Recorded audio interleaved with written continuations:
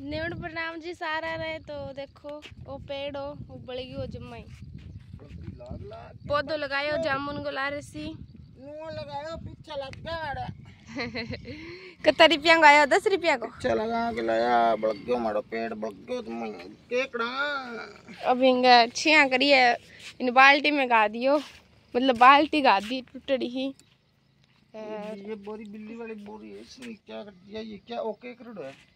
अच्छा रोटी है मैं हूँ इंड्रा मैं जो और अभी दिक्कत नहीं है ये रोटी है फिर कोई दिक्कत नहीं है। लकड़ी रोप दी टोपी पहना दी है इसको मैंने यहाँ पर ये इससे ऐसे टोपी भी लगती है इसके तूने भी लगाई है क्या ऐसी टोपी लगाई है कभी? मैंने तो नहीं लगाई ऐसी टोपी कभी। तो अपनी इस टोपी के अब लगा देते हैं ऐसे करके गांठ।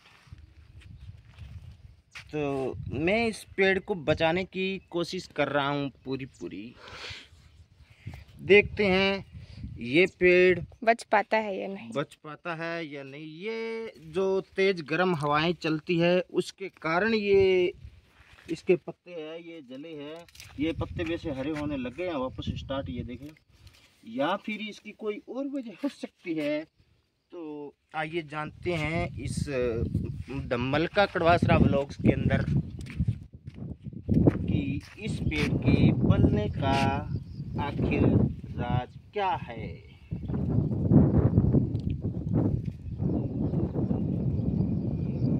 तो जी क्योंकि इस पेड़ के मैं छाया इसलिए कर रहा हूँ क्योंकि मेरी माऊ जी मेरी माता जी को पेड़ों का बहुत ज़्यादा शौक़ है पेड़ लगाने का शौक़ मुझे भी बहुत है। तो उनके द्वारा लगाया गया पेड़ उनके द्वारा की गई मेहनत ऐसे ही जाया हो जाए ये मैं होने नहीं दूंगा। तो इसलिए मेरे दोस्तों मेरे भाई बंधुओं परिवार के सदस्यों मेरे फेसबुक फैमिली तो मैं इसी प्रयास के अंदर हूँ कि ये पौधा बच जाए। तो अब इसके एक बार मैंने टेम्परेरी जो है सॉल्यूशन इसका मैंने किया है क्योंकि इधर एक खूंटा थोड़ा सा को मुझे और रोपना चाहिए था जो मैंने अभी तक नहीं रोपा है। इस साइड के अंदर यहाँ पर एक और रोपना चाहिए था क्योंकि मैं अभी लेट हो रहा हूँ एक बार इसी में काम चलाते हैं। सुबह के टाइम इसकी छाया रहती है इधर से इस टाइम जैसे जैसे सूरज इधर ढलता है वैसे वैसे धूप तेज हो जाती है और वैसे वैसे ही धूप तेज होने के साथ में जो तेज हवाएं चलती है तो वो बहुत ज़्यादा गर्म होती है। टेम्परेचर यहाँ गंगानगर डिस्ट्रिक्ट के अंदर 45 डिग्री से 50 डिग्री तक तापमान इस घर में दर्ज किया गया है। तो 50 डिग्री तापमान के अंदर जो आम इंसान पशु जीव है वो मुरझा जाते हैं तो बेचारे पेड़ पौधों की क्या बिसात वो भी कच्चे पेड़ पौधों की।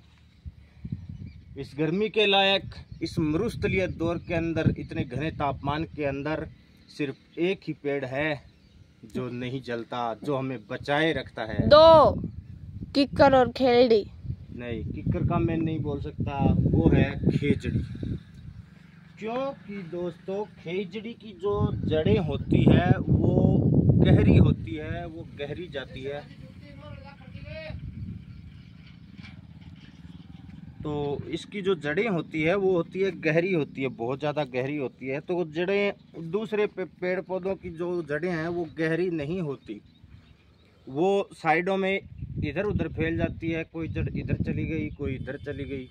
खेजड़ी की जड़ है वो सीधी जाती है और जहाँ तक उसको नमी मिलती है वहाँ से वो अपनी नमी है नीचे ज़मीन से पाताल से वो अपने खुद को पोषित करने के लिए वो नमी खींच लेती है। तो दोस्तों आप भी अपने खेत में अपने घर के आसपास में खेजड़ी ज़रूर लगाएं। खेजड़ी एक ऐसा वृक्ष है जो हमें कितना भी अकाल पड़ना जाए वो हमें कभी मरने नहीं देगा। ऑक्सीजन की हमें भरपूर मात्रा मिलती है उससे खाने के लिए वो हमें सब्जी देता है जलाने के लिए लकड़ी देता है और पशुओं के खाने के लिए जो चारा होता है लूंग होता है वो हमें खेजड़ी से मिल जाता है।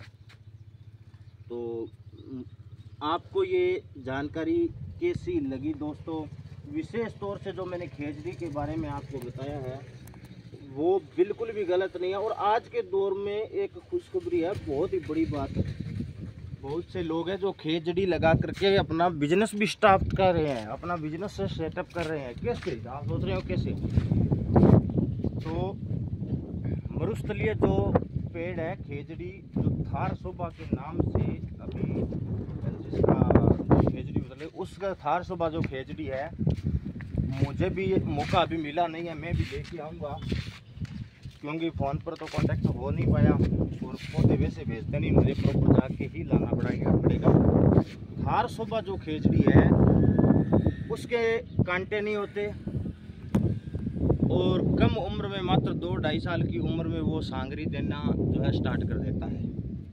और सांगरी बहुत मात्रा में लगती है। सांगरी, हरी सांगरी की भी कीमत बहुत ज़्यादा होती है और सुखाने के बाद तो उसकी कीमत और भी ज़्यादा होती है।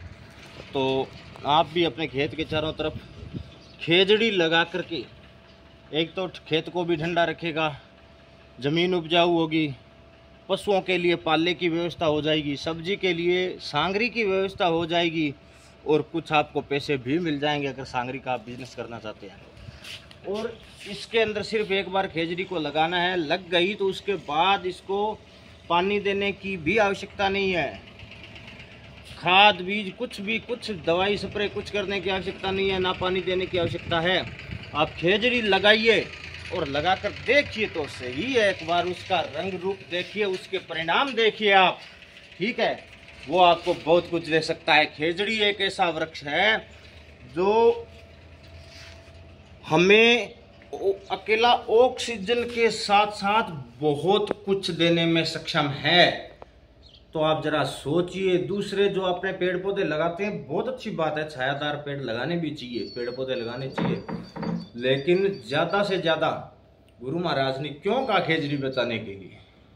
खेजड़ी एक ऐसा वृक्ष है जिसको पालने पोसने की आवश्यकता नहीं होती। एक बार वो 1-2 साल बस थोड़ा बड़ा हो जाए, बच्चे से वो बड़ा हो जाए, उसके बाद उसको कुछ करने की आवश्यकता नहीं होगी, वो खुद अपने आप पोषित हो जाता है और हमें भरपूर मात्रा में सब्जी, सांगरी, जलाने के लिए लकड़ी और पशुओं के लिए इतना पौष्टिक पाला जिसको बोलते हैं अपने, इसका होता है, पाला होता है या क्या होता है वो मुझे प्रॉपर उसका नाम नहीं पता है। खेजड़ी का जो लूंग बोलते हैं या पाला बोलते हैं, जो भी है XYZ you know about that, ठीक है? तो आप खेजड़ी अवश्य लगाए। जय भारत, जय किसान, जय जवान।